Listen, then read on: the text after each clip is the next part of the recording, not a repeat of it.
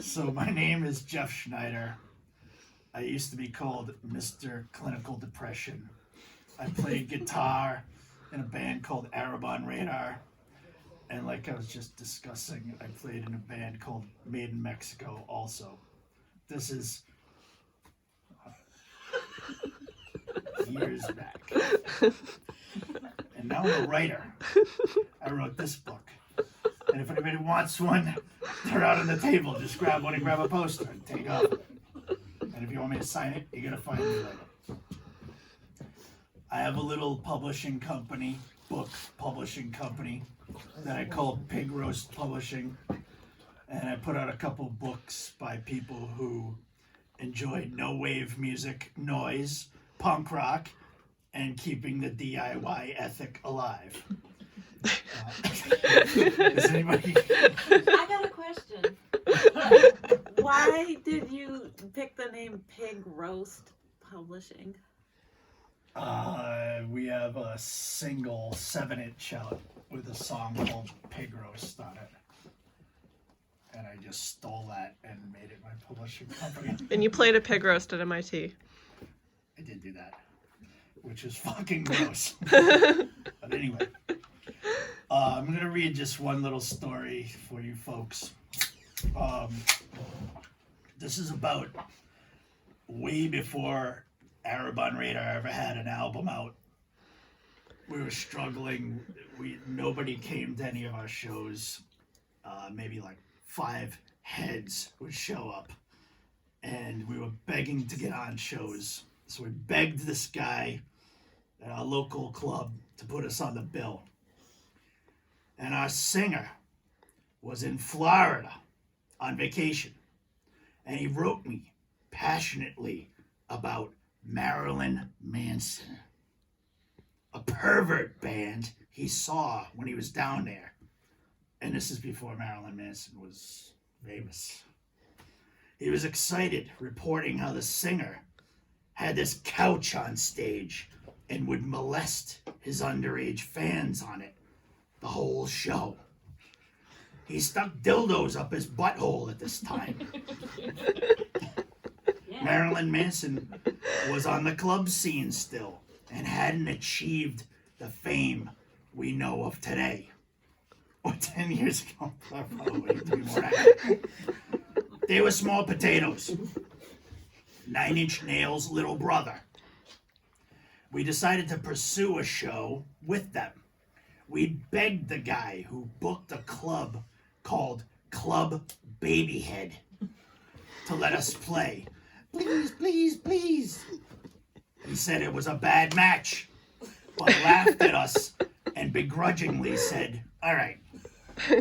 We showed up in 3 or 4 cars. No van. Our trunks open with drums sticking out. We saw 2 blocks worth of people standing in line around the corner. We thought positively, this show is huge. We shuffled past these pissed off teenagers in long leather coats. They looked like Columbine types. Inside, there was floor-to-ceiling wall of merchandise. All sorts of road crews schlepping things to and fro. We were awestruck at the 20-plus different t-shirts.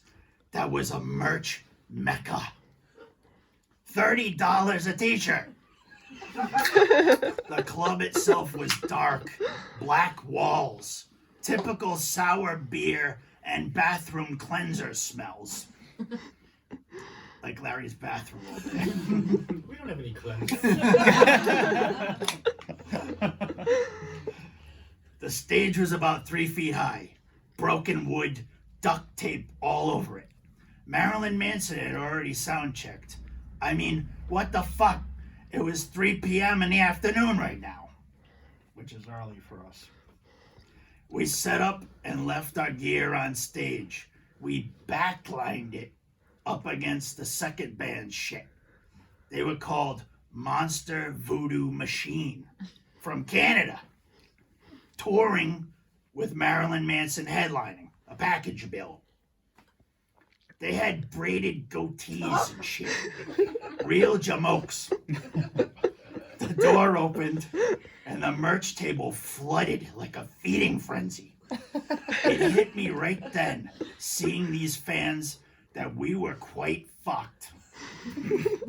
For some para-suicidal reason, we decided to be confrontational.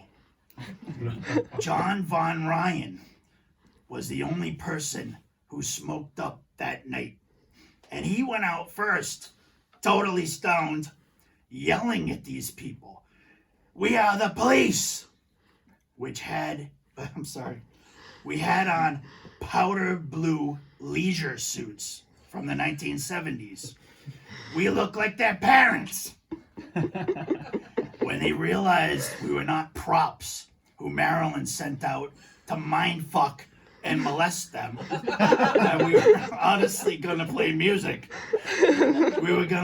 we doubled down. Shit went off. We played one song and people spat at us. Some fucker threw a quarter right at my Les Paul guitar and took a chip right out of it. I went ape and started kicking kids. Some fucker in a baby doll dress with what appeared to be hockey pucks pierced into their earlobes unplugged both sides of my pedal and tried taking it. I reached down and grabbed it. I looked up. Our singer was backlit. All of a sudden, everything got extremely slow. There was steam in the air from the hot lights above the stage. I saw this tribal tattoo guy try to pull our singer into the crowd. They really wanted to kill him. All of a sudden, our singer took a step back, and with a kick, this dude's head back, heel to the chin, total whiplash.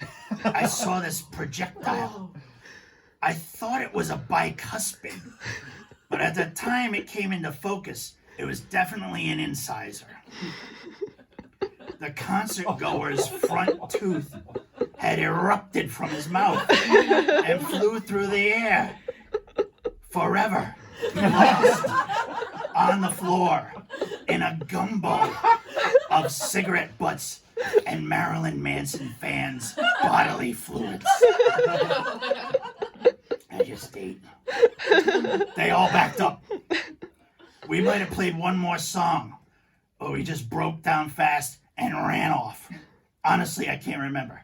Either way, I was scared. Time significantly sped up all of a sudden. We rushed backstage amongst yelling, loud jeers.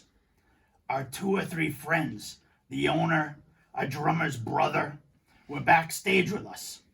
Some knuckle dragger yelled, "Hit him with the pipe." And this guy came at our singer with a piece of a microphone stand. Our singer ran out of the club like a ninny, and his girlfriend and our drummer drove him out of there. Out of the darkness came some guy. He was yelling some illiterate shit really loud. With every other word, he emanated this whistle sound from his mouth. He'd say something like, "You guys fucked up my fondue." And we kept saying, "What? What does this guy want? Fondue? What do you want us to do? We don't have any food in our rider to give you. I'm sorry. Do you want some gum?" We thought he was talking real friendly about equipment borrowing or some shit. Or perhaps he had a disability. We quickly realized he was informing us rather coherently about how we had kicked out his front tooth and how he was from Canada. And in the United States, oral surgeons wouldn't take his dental insurance. And we'd ruined his tour because he'd have to go home to Canada. Look, you want anarchy in the UK? Well, here's anarchy in the United States of America. What do you want me to do? Go carve out some George Washington tooth? He kept steamboating on about it, whistling away about some shit like Thomas the Train. We left. Later on, Marilyn Manson hung out of his tour bus door. He had on a wife beater, the t-shirt, and no makeup. He looked like Steve Perry from Journey. He said, "Who was that band? I heard they were nuts." Then went back into his domicile. We'd always try to debrief and process these things when we saw each other next. On to the next show.